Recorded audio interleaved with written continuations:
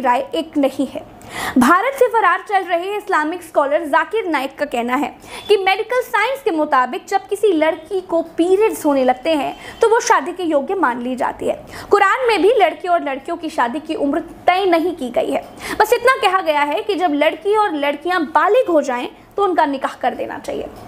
मुस्लिम धर्म गुरुओं के मुताबिक दुनिया के हर हिस्से में लड़कियों को पीरियड्स की उम्र अलग अलग बताई जाती है।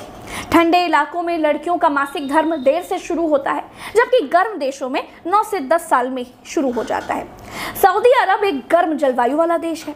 मुस्लिम जानकारों के मुताबिक वहाँ की लड़कियाँ 10 साल में ही बड़ी हो जाती हैं। मुस्लिम स्कॉलर्स के मुताबिक उस समय हजरत आयशा की नबी से शादी 9 साल में बालिग उम्र में हुई थी। दारुल उलूम देवबंद की वेबसाइट दारुल इफ्ता के मुताबिक हजरत मोहम्मद साहब से हजरत आयशा की जब शादी तय हुई थी तब उनकी उम्र 6 साल की थी। जब उनकी रुखसती यानी जब उनकी विदाई हुई, यानी जिसे गौना भी कहा जा सकता है, तब उनकी उम्र 9 साल कुछ महीने की थी। सही बुखारी के मुताबिक नबी से निकाह के वक्त हजरत आयशा की उम्र 6 साल थी और नबी की उम्र 53 साल की थी, मगर उनकी रुखसती 9 साल की उम्र में तब हुई जब वो शारीरिक रूप से बालिग हो गई और रुखसती का ये पैगाम उनकी माँ ने ही भिजवाया था। जामिया मिलिया इस्लामिया से इस्लामिक रिसर्च में एमए कर चुके अबरार अहमद कहते हैं कि इस्लामिक वर्ल्ड में रिसर्च बहुत कम हुए हैं। मौलवियों ने सुनी सुनाई बातों पर ही आमतौर पर कायम तारीखी रिवायतों को ज़्यादा फॉलो किया हुआ है। दरअसल मोहम्मद साहब और हजरत आयशा की शादी कोई अचानक नहीं हुई थी, इसे लेकर एक पूरा प्रसंग है। उनकी पहली पत्नी की मौत के लगभग 10 साल बाद हजरत आयशा से शादी तय हुई थी। कुछ इतिहासकार ये मानते हैं कि शादी के वक्त हजरत आयशा की उम्र 19 साल की थी। भोपाल के मुफ्ती अब्दुल रहमान अहमद कहते हैं हजरत आयशा की उम्र रुखसती के वक्त 18 के आसपास रही होगी। काशना नबुवत किताब में भी हजरत आयशा रजी की शादी के वक्त उम्र 18 साल बताई गई है। उनकी पहले से कहीं शादी तय थी और लड़के वालों ने किसी बात से शादी से मना कर दिया था। इसकी खबर एक औरत ने हुजूर तक पहुंचाई और फिर इसके बाद हजरत आयशा रजी की माँ के पास शादी का पैगाम भेजा गया था। दरअसल हुजूर ने अपनी पूरी जिंदगी अपनी पहली बीवी हजरत खादिजा की मौत के बाद 10 और शादियां की और इनमें हजरत आयशा के अलावा बाकी सब विधवा और तलाकशुदा थीं और अलग अलग परिस्थितियों के कारण समाज से बहिष्कृत महिलाएं थीं। अबरार अहमद कहते हैं कि इन शादियों का मकसद समझने के लिए आपको पैगंबर मोहम्मद साहब के उस वक्त के उस सामाजिक आर्थिक हालात और कुरीतियों को समझना बेहद ज़रूरी है। उस वक्त पूरी दुनिया में औरतों पर जुल्म हो रहा था।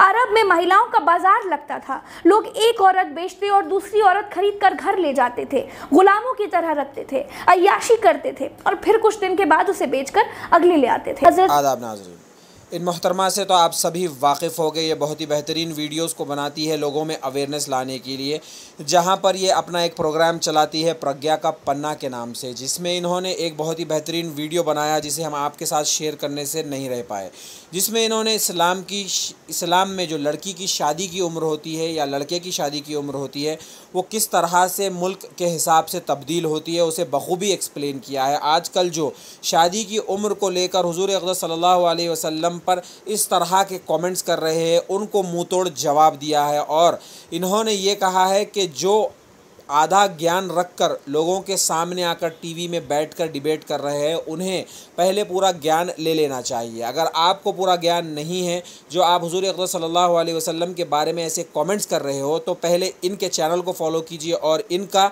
वीडियो को देखिए तो आपको समझ आ जाएगा।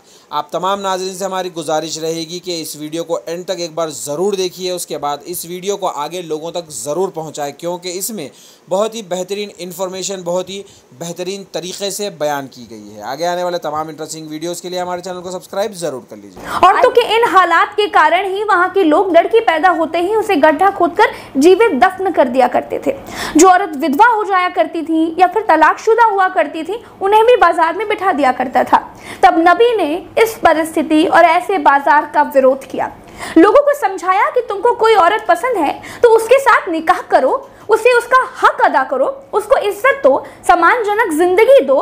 विधवा से शादी करो, गुलाम से शादी करो या तलाकशुदा से शादी करो, उसे हमेशा अपनी सुरक्षा दो। इस्लामिक मामलों के जानकार मानते हैं कि तब मोहम्मद साहब के अनुयायियों को ये बातें बड़ी अटपटी लगती थी, क्योंकि वो कुरीतियों से अभ्यस्त हो चुके थे।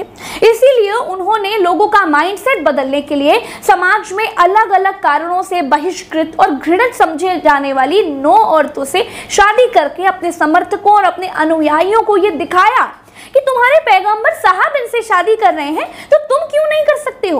उन्होंने ऐसी औरतों को समाज में मान्यता दिलाई और उनसे शादी करने को पुण्य बताया।